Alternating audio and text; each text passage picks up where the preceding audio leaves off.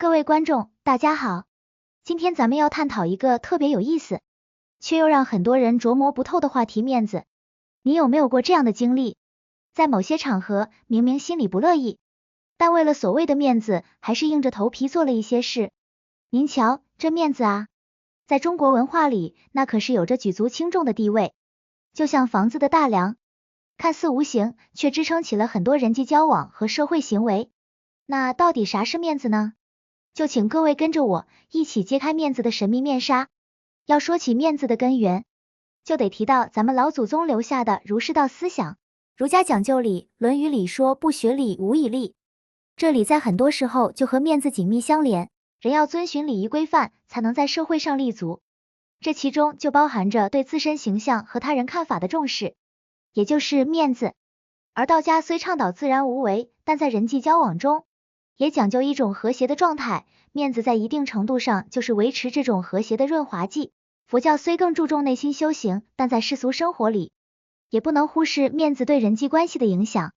先给您讲个历史典故，在战国时期，有个叫苏秦的人，他一开始四处游说，却屡屡碰壁，灰头土脸的回到家，家里人都不给他好脸色，嫂子甚至连饭都不给他做，这可把苏秦的面子伤透了。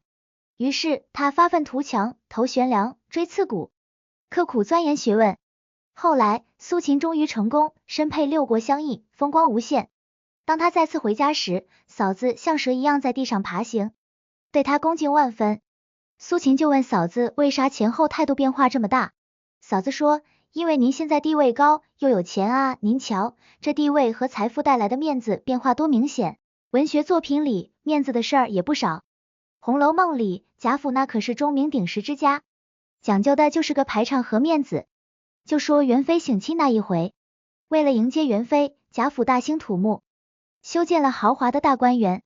这大观园那叫一个气派，亭台楼阁，雕梁画栋，应有尽有。为啥要这么大费周章呢？很大一部分原因就是为了贾府的面子，让皇家和外人看到贾府的实力和体面。再看看现代，据2023年的一项调查显示，在一些商务宴请中，超过 70% 的人表示会因为面子问题，点一些价格较高但不一定实用的菜品。比如说，为了招待重要客户，哪怕人不多，也会点满满一大桌菜，就怕点少了显得不够重视，丢了面子。说到这儿，咱来聊聊中西方关于面子的差异。在西方文化里，更强调个人主义，他们注重的是个人的实际成就和权利，对别人看法的在意程度相对没那么高。